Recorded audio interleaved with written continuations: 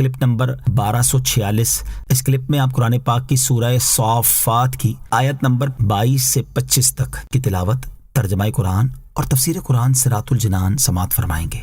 بسم اللہ الرحمن الرحیم۔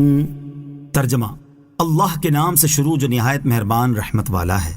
احشروا الذین ظلموا وازواجهم وما كانوا يعبدون من دون اللہ فاہدوہم الى صراط الجحیم۔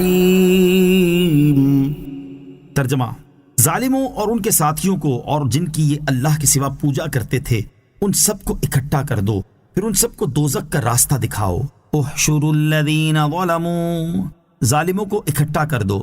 اس آیت اور اس کے بعد والی آیت کا خلاصہ یہ ہے کہ اللہ تعالیٰ فرشتوں کو حکم دے گا کہ ظالموں اور ان کے ساتھیوں کو اور اللہ تعالیٰ کے سوا جن بتوں کی یہ پوجا کرتے تھے ان سب کو ایک ہی جگہ اکٹھا کر دو، پھر ان سب کو جہنم کا راستہ دکھاؤ۔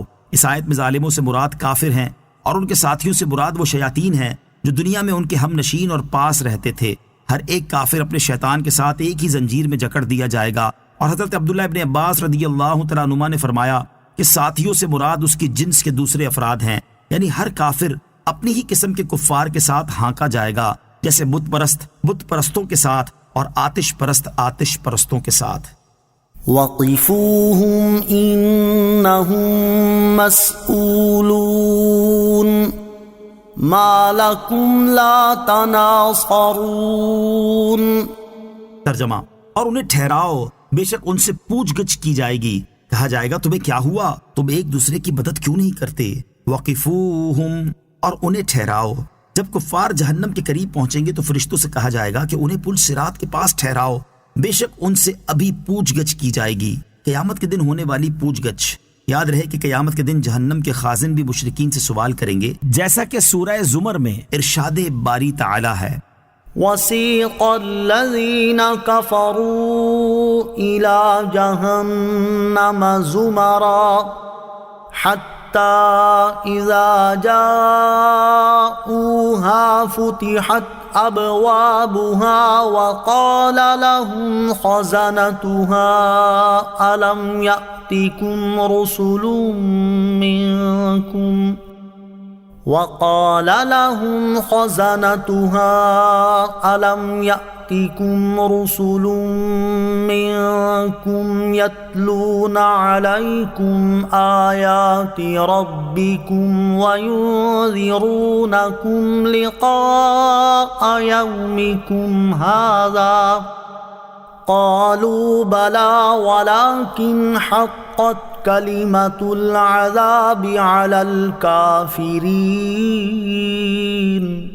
ترجمہ: اور کافروں کو گروہ در گروہ جہنم کی طرف ہانکا جائے گا، یہاں تک کہ جب وہ وہاں پہنچیں گے تو جہنم کے دروازے کھولے جائیں گے اور اس کے داروغہ ان سے کہیں گے کیا تمہارے پاس تمہیں میں سے وہ رسول نہ آئے تھے جو تم پر تمہارے رب کی آیتیں پڑھتے تھے اور تمہیں تمہارے اس دن کی ملاقات سے ڈراتے تھے؟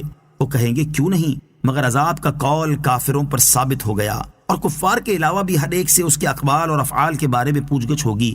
حضرت ابو برزہ اسلمی رضی اللہ تعالیٰ عنہ سے روایت ہے، رسول اللہ صلی اللہ تعالیٰ علیہ وسلم نے ارشاد فرمایا، قیامت کے دن بندہ اپنی جگہ سے اس وقت تک ہل نہ سکے گا جب تک اس سے 4 باتیں نہ پوچھ لی جائیں۔ نمبر 1، اس کی عمر کے کس کام میں گزری۔ نمبر 2، اس کا علم کہ اس پر کیا عمل کیا۔ نمبر 3، اس کا مال کہ کہاں سے کمایا، کہاں خرچ کیا۔ نمبر 4، اس کا جسم کہ اس کو کس کام میں لایا۔ حضرت انس رضی اللہ تعالیٰ عنہ سے روایت ہے، حضور اقدس صلی اللہ تعالیٰ علیہ وسلم نے ارشاد فرمایا، جس بلانے والے نے کسی چیز یعنی شرک اور گناہ کی طرف بلایا ہوگا تو قیامت کے دن وہ ٹھہرا رہے گا اور اس چیز سے چمٹا ہوگا اور اس سے جدا نہ ہوگا، اگرچہ ایک ہی آدمی کو بلایا۔ پھر آپ نے یہ آیات تلاوت فرمائیں، وَقِفُوهُمْ إِنَّهُمْ مَسْئُولُونَ مَا لَكُمْ لَا تَنَاصَرُونَ۔ لہٰذا ان روایات کو سامنے رکھتے ہوئے مسلمانوں کو بھی اپنے اقوال اور اعمال کے بارے میں ہونے والی پوچھ گچھ کے بارے میں فکر کرنی چاہیے اور کسی صورت بھی اس حوالے سے غفلت کا شکار نہیں ہونا چاہیے۔ اللہ تعالی ہمیں دنیا کی زندگی میں ہی اپنے اخروی حساب اور سوالات کی تیاری کرنے کی توفیق عطا فرمائے، آمین۔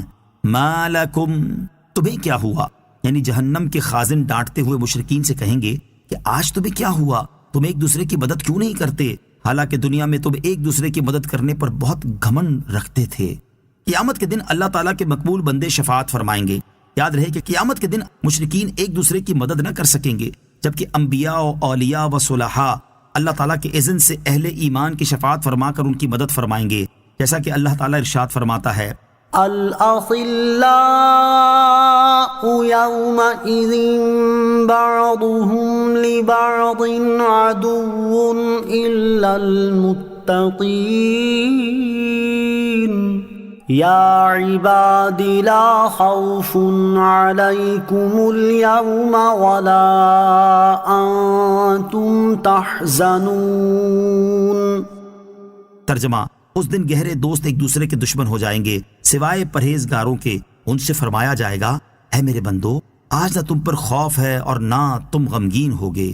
اور ارشاد فرماتا ہے وَلَا تَنفَعُ الشَّفَاعَةُ عِندَهُ إِلَّا لِمَنْ أَذِنَ لَهُ حَتَّى إِذَا فُزِّعَ عَنْ قُلُوبِهِمْ قَالُوا مَاذَا قَالَ رَبُّكُمْ قَالُوا الْحَقَّ وَهُوَ الْعَلِيُّ الْكَبِيرُ۔